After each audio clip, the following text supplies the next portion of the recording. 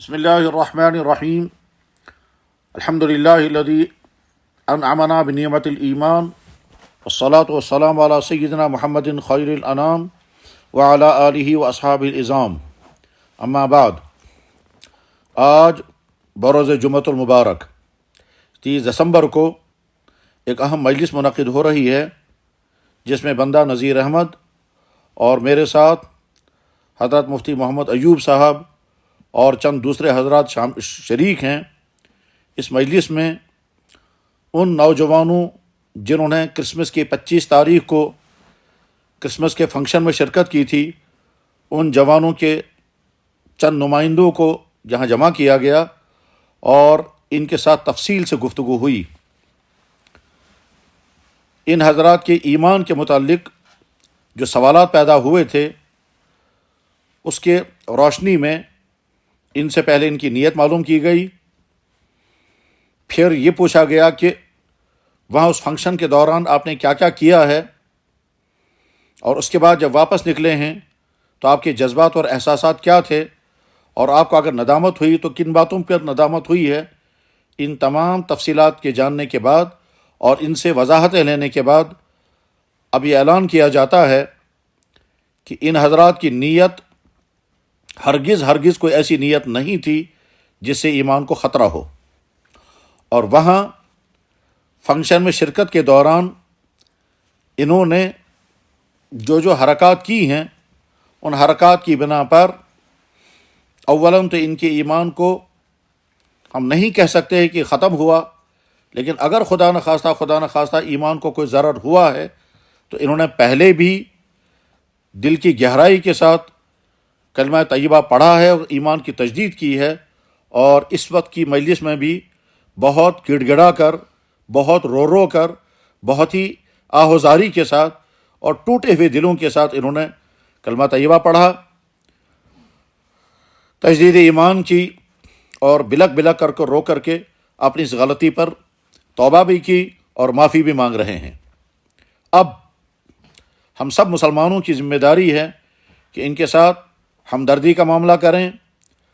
ترحم کا معاملہ کریں، اور ٹھیک وہی طرز عمل اختیار کریں جو حضرت کعب بن مالک رضی اللہ تعالیٰ عنہ کو پیش آیا تھا، کہ جب ان کے ایک اہم ترین سفر میں شریک نہ ہونے کی بنا پر اللہ کے نبی علیہ الصلوۃ والسلام نے ان کے ساتھ تعلقات منقطع کرنے کا حکم دیا تھا، تو 50 دن تک صحابہ کرام نے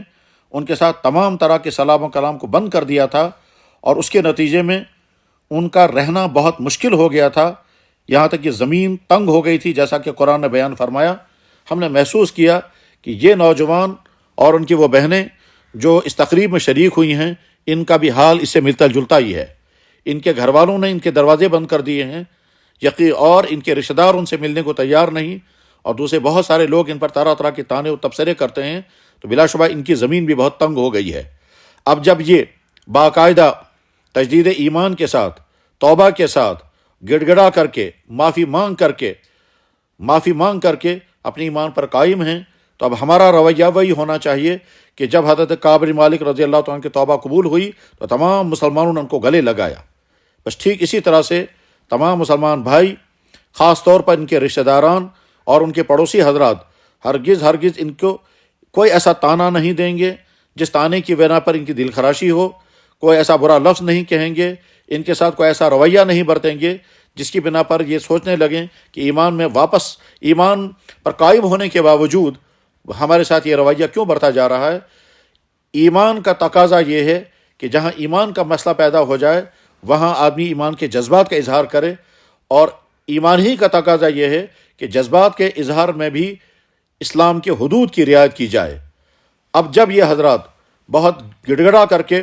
توبہ کر رہے ہیں اور اپنی ایمان کی تجدید کا کلمہ پہلے بھی پڑھ چکے ہیں، تو آج کے بعد ہمارا رویہ، اور خاص طور پر ان کے رشتہ داروں کا، ان کے والدین کا، ان کے دوستوں کا، ان کے احباب کا، ان کے جاننے والوں کا، اور ان کے پڑوسیوں کا، ہمسایوں کا رویہ ان کے ساتھ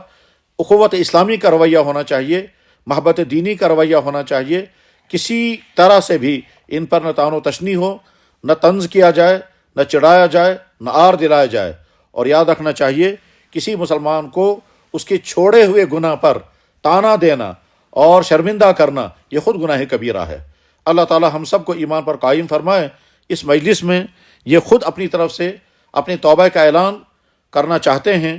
اور یہ اپنے الفاظ میں توبہ کا اعلان کریں گے۔ ہمارے سامنے تو انہوں نے توبہ کا اعلان کر دیا، لیکن بہرحال امت کو مطمئن کرنے کے لیے اور جن بھائیوں کو ان کے متعلق طرح طرح کی غلط فہمیوں کا سامنا ہے ان کی غلط فہمیاں دور کرنے کے لیے، اور جن بھائیوں نے ان کے متعلق سخت جذبات کا اظہار کیا ہے، بلا شبہ وہ تمام جذبات قابل قدر ہیں، اس لیے کہ ایمانی جذبہ یہی ہے کہ جہاں انسان کو محسوس ہو جائے فلاں ہمارا بھائی راستے سے ہٹ رہا ہے تو ہمارے دل میں اس کے متعلق اسی طرح کے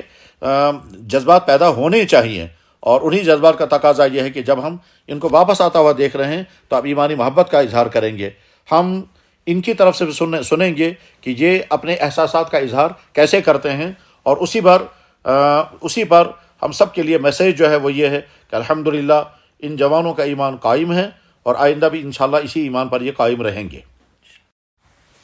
السلام علیکم ورحمۃ اللہ وبرکاتہ۔ میں عبدالباسط 25 دسمبر کو اپنے کچھ بھائی بہنوں کے ساتھ کرسمس کی گیدرنگ میں شامل ہوا،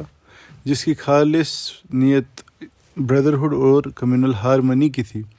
مگر اس کی وجہ سے ہمیں اپنے ایمان کا خطرہ ہوا،